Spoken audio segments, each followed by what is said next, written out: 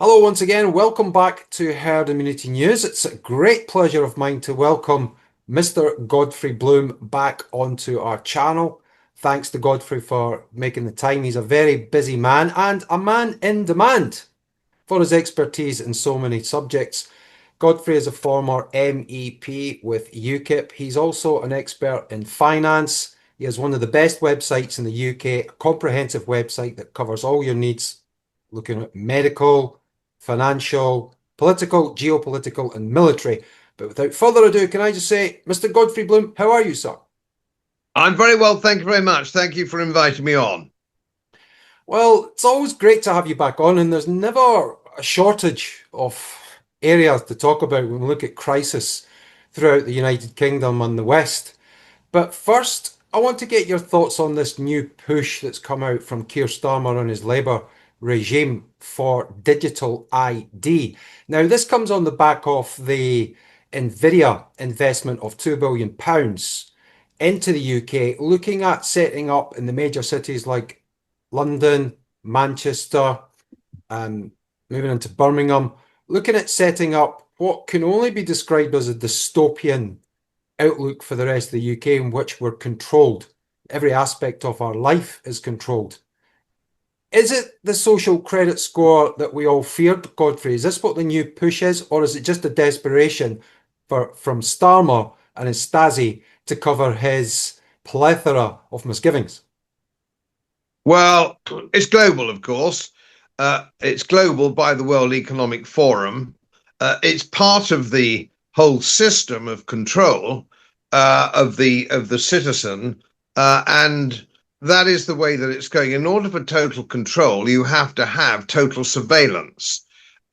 You have to know what people are doing all the time. You have to have a system of punishment, which means that you can, by an electronic click of the button, cut off their bank account, cut off their travel, and eventually, of course, cut off their purchases and so on and so forth.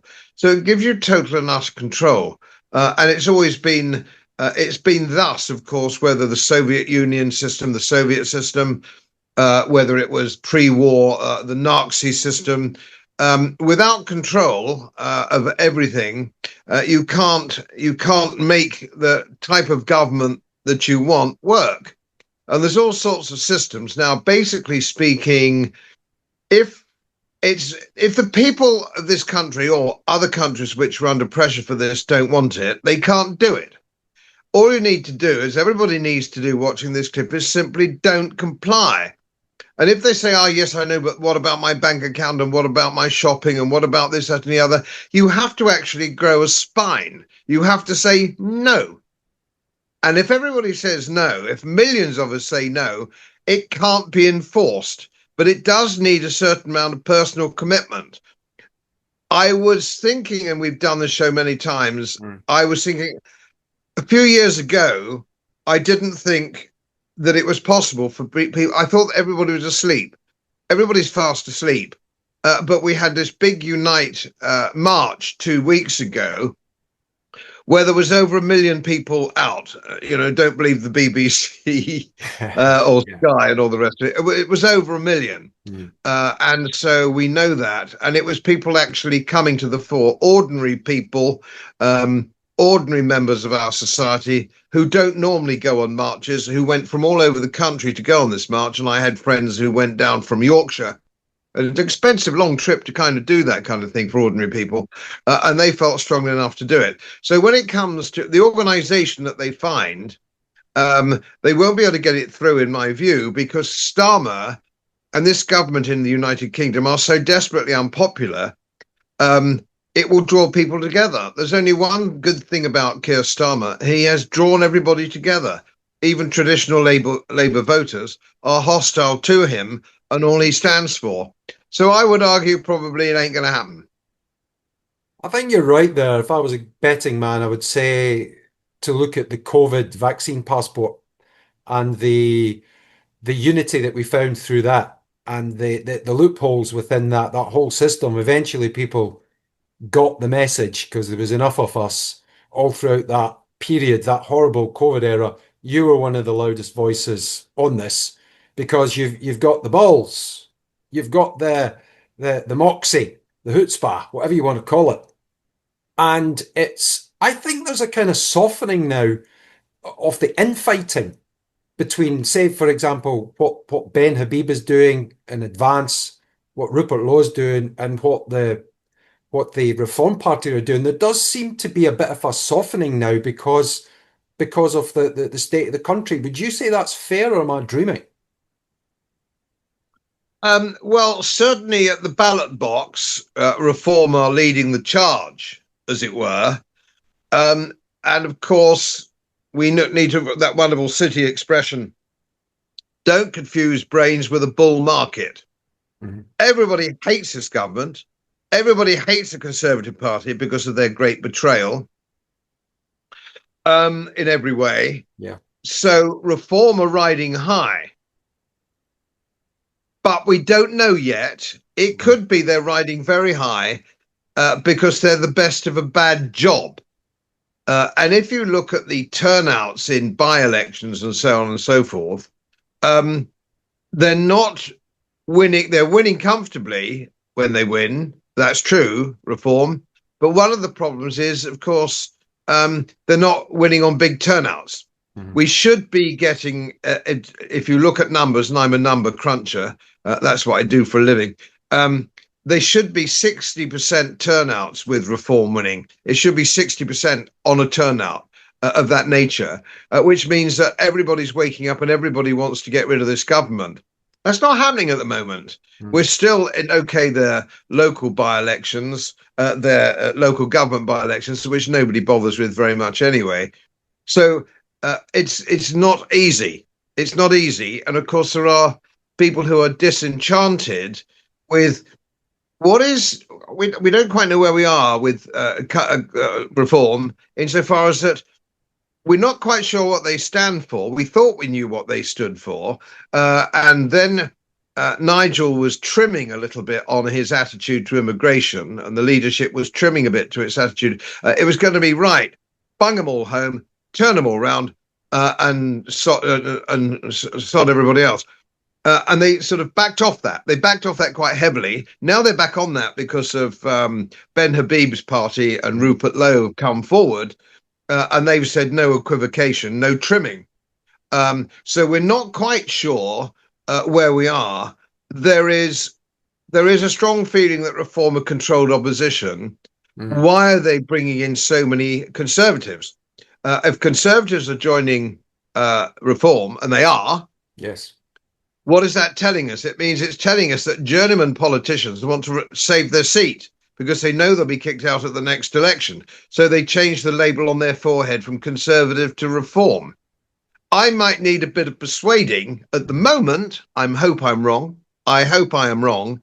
A bit of persuading that we're not dealing with controlled opposition. Absolutely, and many people have said to me that the work that Ben Habib is doing, and I watched the interview that you did with him. It was fantastic to see you guys together for the first time on screen. I think it was the first time that you had It spoken was. in a recorded fashion, or maybe even spoken ever. I don't know if you've met socially, but it was a fantastic interview, and I got the impression that you were quite positive to the work that Ben was doing, and it's hard not to be. Indeed, yes. Of course, I have to be careful to use certain words, but Mm, he is intellectually light years ahead of everybody else in the game. And that, of course, people like you and I aren't that keen on intellectuals, and I'm not suggesting he is an intellectual per se. yeah. What I'm suggesting is he's much cleverer than anybody else in the game. And Mm, you and I might suggest that's not difficult. The bar is very low. Um, but I think he's got a lot to offer, but he's got the biggest hill to climb. mm, So we'll have to wait and see how that works. I rather like the idea of having that kind of intellectual depth and that kind of commitment and that kind of conviction politics, which I rather fancy I had myself. Um, I wasn't really, and I got into trouble for not being a team player. But if the team's going in the wrong direction, it's time for me to leave the team. And I think Ben Habib felt the same way. Uh, You wouldn't suggest at the moment the reform leadership has any intellectual depth. Uh, Now, what it does need is balls. And we don't know yet whether it's got any balls. And there's just been a very recent by-election in Kent where they've taken control, reform, and already they're prevaricating. They say, we're going to cut this, cut that, we're going to cut spending. And the first thing they've done is acknowledge they're going to increase rates by 5%. So it is telling you that they talk a good game, and when they're in office, they chuck it all away. Now, you can't go by that just alone, but we know that that was the Conservative Party, that's the Labour Party. They talk a good game when they're actually running their manifesto, and then, of course, they abandon the whole thing. I'm deeply sceptical because that's probably now I'm 75 years old, and I'm deeply sceptical about politics generally globally, but particularly in this country. So I don't know. Time will tell, but I'm going to take a lot of convincing because let's just talk about the great thing at the moment is immigration. Yeah. Which is now swamping the country, and it gets to the stage really where if it goes on much longer, we won't be able to change. We won't be able to dig ourselves out of it. Young men who are immigrants now outnumber the army. The police are a broken reed. I mean, the police are actually now a joke. Or not so much a joke, they're now despised. If you lose people like Godfrey Bloom and Mark Bozza, you will find that you've lost the country. We are natural friends of the police and law and order. I wouldn't give the average policeman now the time of day. They're morons. And the army has been degraded in every conceivable way. So I think it's not impossible that we cannot recover. Never in our history have we had to recover, in modern history, have we had to recover from the sort of problems that are now facing us. Economically, you can always turn a country around. Debt, taxation, all these things, law and order, you can deal with those. What you can't deal with is millions and millions of people who have not adopted our culture, don't want our culture, don't even like us. And we have a government, and the last government, I suspect many in it, who simply don't like this country. They don't like our flag. They don't like our history. They hate us. And this is a new phenomenon. You could be misguided. You could be a Whig or a Tory or Gladstonian liberal. But the people in charge of those political parties actually loved England. They might be misguided in what they want to do, how they wanted to do it. We don't have that today. The entire cabinet hate this country, largely because they are emotionally, mentally, and psychologically damaged in some form. They're sociopathic or there's something wrong with them, and you've only got to look into their eyes. And the last lot weren't much better. They're actually not very well or well adjusted mentally. And these are the people who are now running our country. They don't like us. My wife, just to give an example of this, my wife, 65 next year, she doesn't get her state pension. She's a physiotherapist, been working on her until she's 67. And I can assure her, like I can assure anybody, it won't turn up at 67. And yet we had £20 billion for the Ukraine in a fruitless and disgusting and disgraceful and hopeless war. The war machine and the cost of putting up all these immigrants in 4-star accommodation and so on and so forth. So this is a situation that we have. Can we get out of it? I'm not altogether sure that we can. And as Ben Habib said, and I look at the leadership of reform, it says what we don't want is a fox. We don't want a fox, we want a lion. I don't see lions in politics at the moment. I see foxes. Well, that's so much of what you said is true, and people like myself and yourself are having to get lawyered up. Or just in case, at the very minimum, join organisations like the Free Speech Union, run by Toby Young, which helped Lucy Connolly, amongst others, fight her case. And more popular now are barristers going on YouTube platforms, incredibly telling people how to defend themselves and what to say, what not to say, when they get a knock at the door for a tweet. I mean, there are more arrests in this country than there are in Russia and China, probably combined. And it's just incredible. There's a chap in North Yorkshire very recently. He was arrested for comments that he made online. He was taken to his local police station and kept for 4 or 5 hours, and no charges were brought forward. So the process is the punishment. And they want people like us to shut up completely and run off. But I think they've got us wrong, Godfrey. I'm sure they've got it wrong, but it is a form of intimidation which is going on. And there's something else that's just going on at the moment, which I think bears comment. And that is, we all saw that immigrant in Manchester Airport beating up a policewoman, causing her much distress and physical and bodily injury. He's been tried and he's been found guilty. He's still walking about. He's not in prison. Nobody can explain it to me. I don't understand it. And yet it's a hurty word or a hurty tweet or something. They're fast-tracked into prison for quite considerable sentences. He's not been sentenced. I don't know what's going on.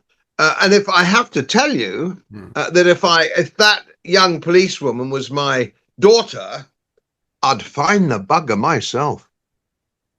Well, this is what people are being driven to when there's no justice, there's no fairness, there's no policing without fear or favour has gone to the wall, and I don't see how it's going to return. And the whole nub of this argument is, even let's say Reform do get into power or form a coalition with what's left of the Tories, they're going to have to battle against the civil service, the deep state. Trump's trying this in America right now, and you see what he's having to do, put troops on the streets and pull in people for arrest and take them into court. But we seem to have a situation in the United Kingdom where we don't seem to have, we have. Every single head of the establishment in this country is of the same radical left-wing socialist / communist stripe. I mean, look at the new Archbishop. Canterbury, for God's, I mean, it just defies logic if you could put all these things together. And the point that you're making about the chap that battered 3 colours of shit out to the female police officer at Manchester Airport, followed up by footage of a chap running out an embassy. Another man is burning a Quran, and he comes at him with a knife. And he's slicing at him with a knife. And one can only imagine if the roles were reversed and that was a vicar running out someone burning a Bible. He'd have been banged up straight away. Then we had the Labour councillor, Ricky Jones, calling for throats of the right to be cut. There's so many cases now, it just comes to the point where you've got to really be smart about things, what you say and what you do. But at the same time, Godfrey, if good men stand aside and do nothing, tyranny is guaranteed. Absolutely. I'm a member of the FSU. And of course, generally speaking, they don't get very far with people who are reasonably well-heeled, reasonably informed, reasonably middle class, people like me. They don't tango with me because I would have their balls. But if you're bullied, if you're working class, if you haven't had perhaps a formal or traditional education, you can be intimidated into plea bargaining, pleading guilty, and then you have a Fabian judge, you have a politically appointed judge with a politically appointed Home Office, etc., etc., etc. You have no chance. Your only chance is to go before a jury, plead not guilty, and plead your case. And in 99% of cases, you will get off. But there are cases of moving people, and this happened last year.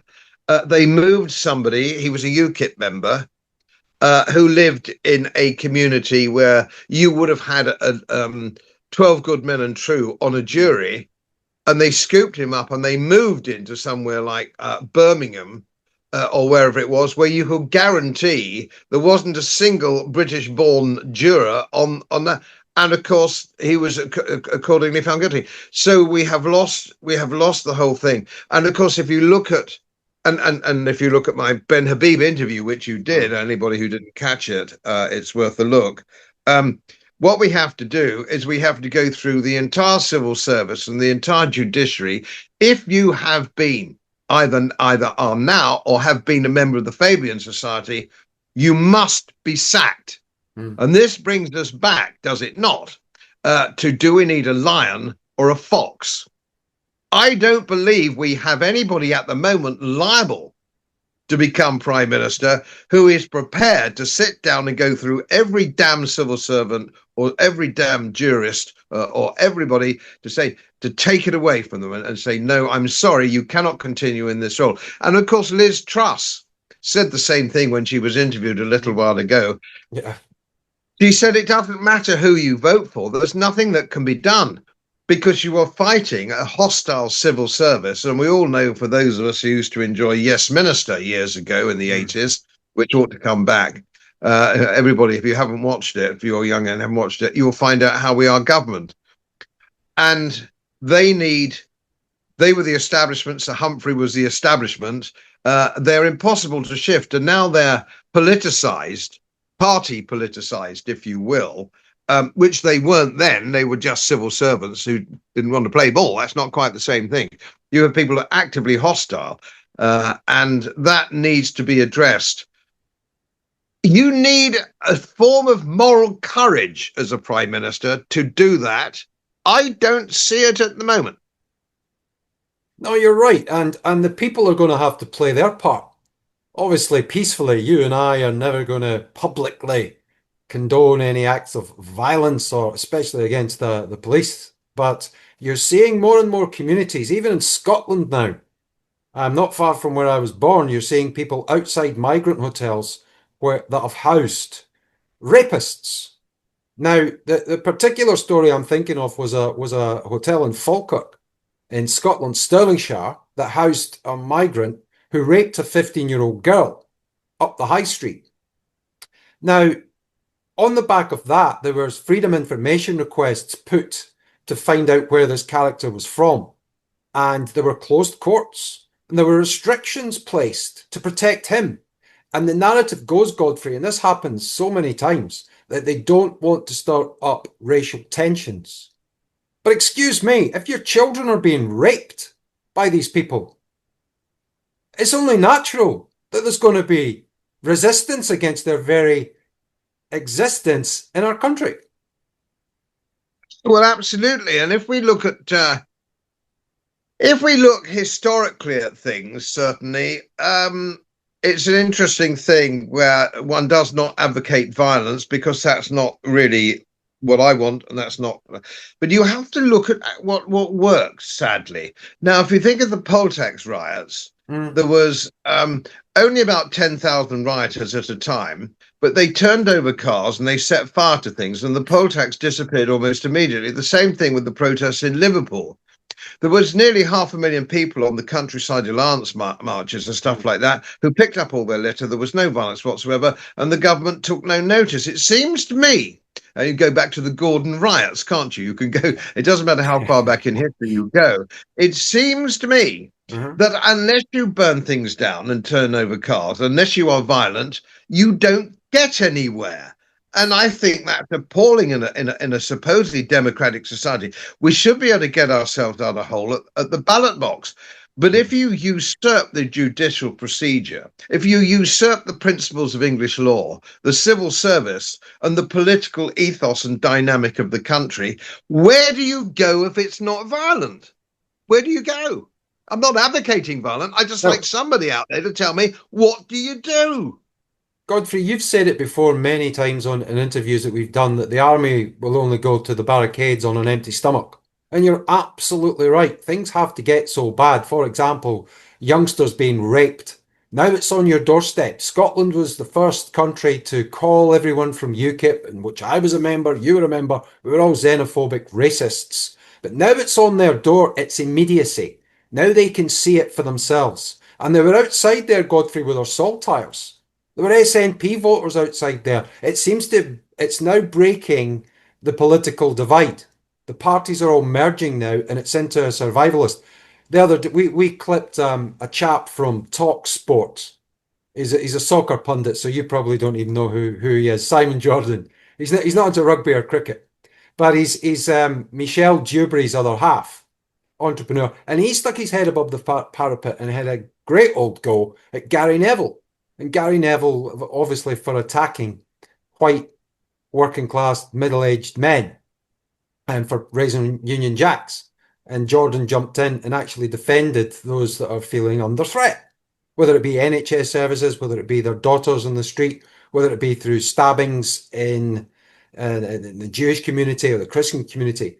And more people now are having to step up because their own children, their own families, their own businesses are under threat. And I can't see us going to the gallows cap in hand as a country. There's too many of us left, and there's not enough prison places. But as you say, there's going to have to be a lion leading from the front that's willing to risk life and limb, unfortunately. Certainly their liberty. Well, if you look at, again, taking a historic perspective, one might look at the French Revolution. Can you imagine what would have happened if the call had been, we can't storm the Bastille, you know, we don't want to Yeah. resort to violence, it won't work, and we've all got to be very.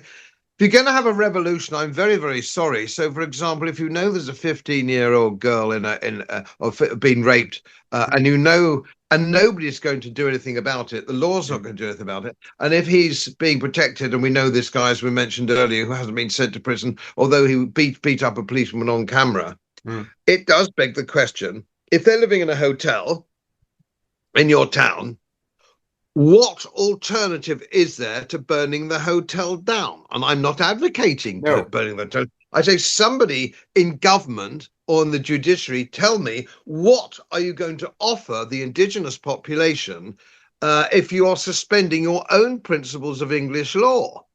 If you're suspending that, what protection? Law is the shield of the citizen. It's not a stick to beat them. A lot of political parties seem to think the law is there as a stick to beat the citizen. It's not. The law is a shield for the citizen. You take the shield away, and he's going to start making a spear. Isn't he? That's what he's going to do. Absolutely. And I can tell you, if it was my daughter that was raped, and I thought the bugger was in a local hotel, I'd fettle him up, as we say in Yorkshire. Well, exactly. You're not advocating violence, and neither am I. But what you're saying is invention is the necessity is the mother of all invention, or invention is the mother of all necessity. And I think We can't just sit and take it, can we?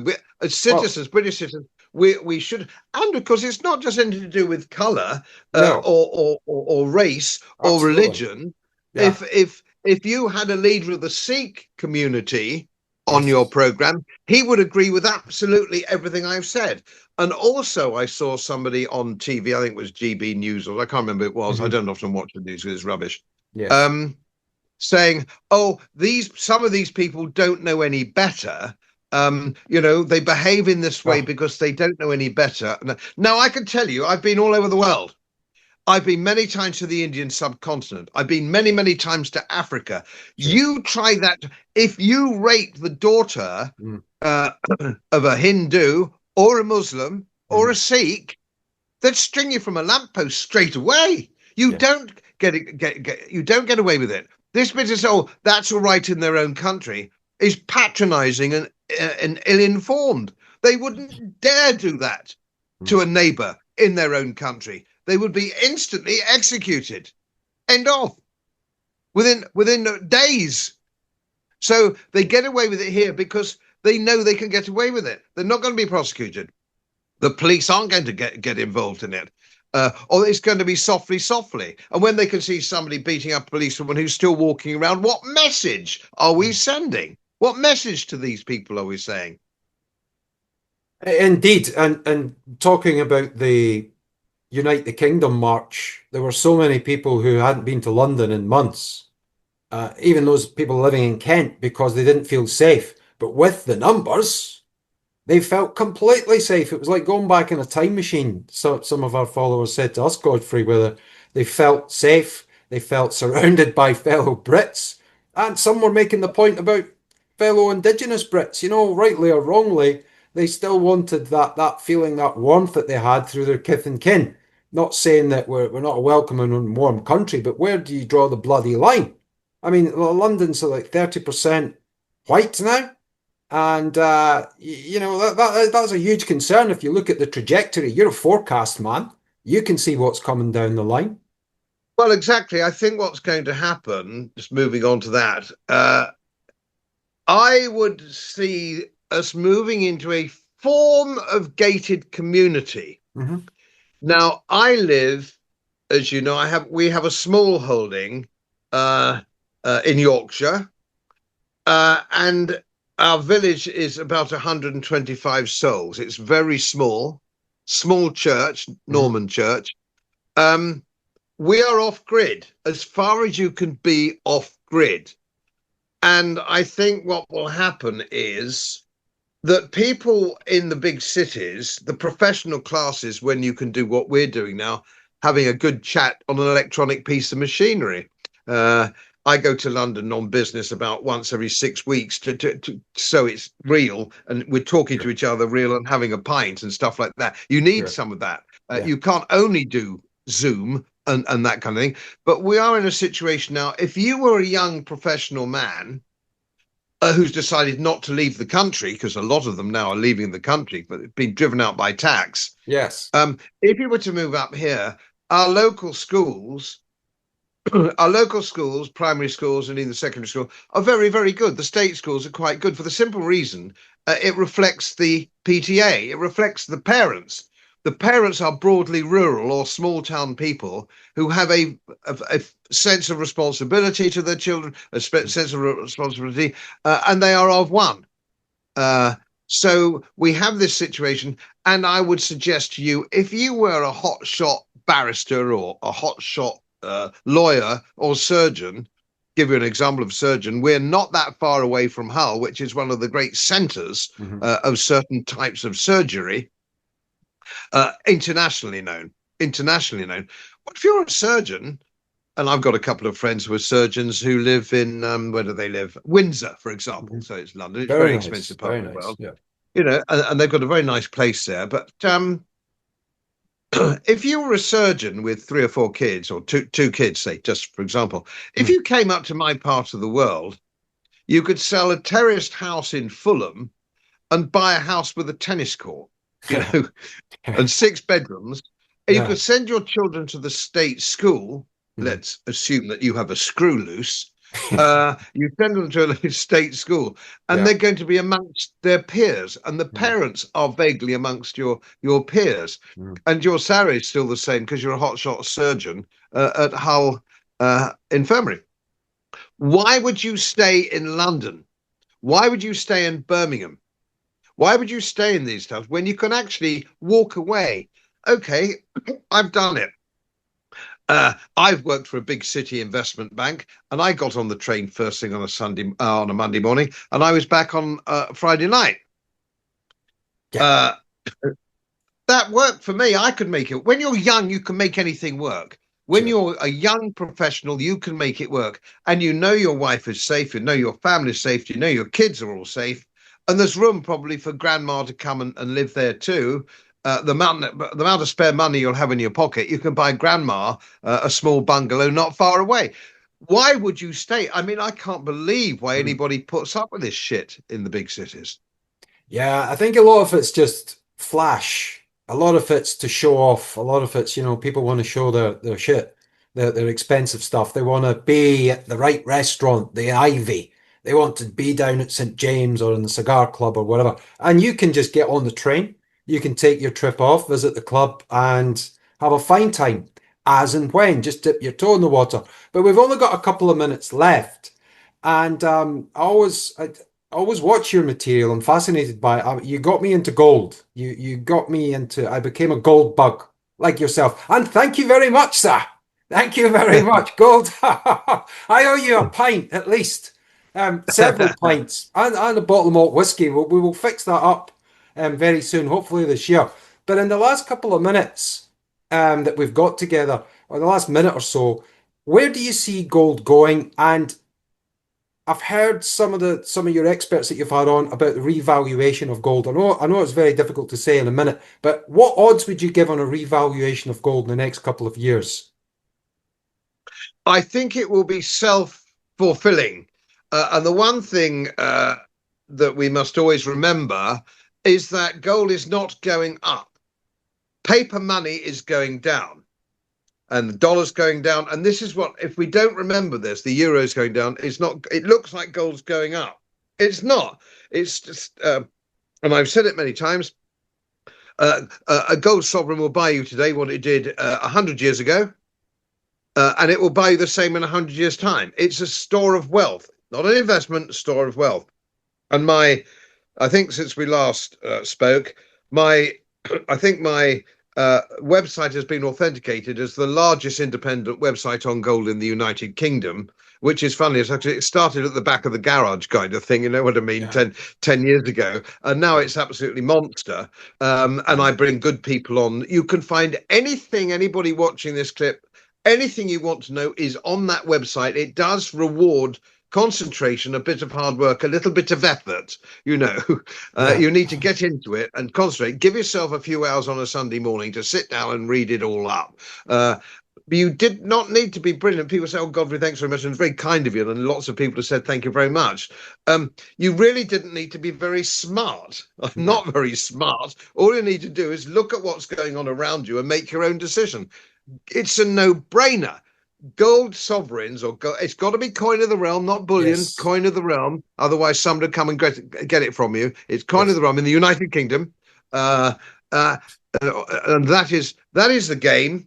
It's going to be the game forever and ever, and you can keep it out of this digital system, digital ID, digital currency. Yes. Because that's so easily stealable. You can't if you've got it in the tea caddy. If you've got it in the tea caddy, Yes, sir. Keir Starmer can't steal it. On that note, please, if you're not doing so, check out this great man's work. Thank you very much, and we will leave all the links to that work. But all that remains for me to say is thank you, Godfrey Bloom, sir, for coming back on to Herd Immunity News, and God bless. Thank you. Thanks for inviting me. Toodaloo. Toodaloo. Bye bye.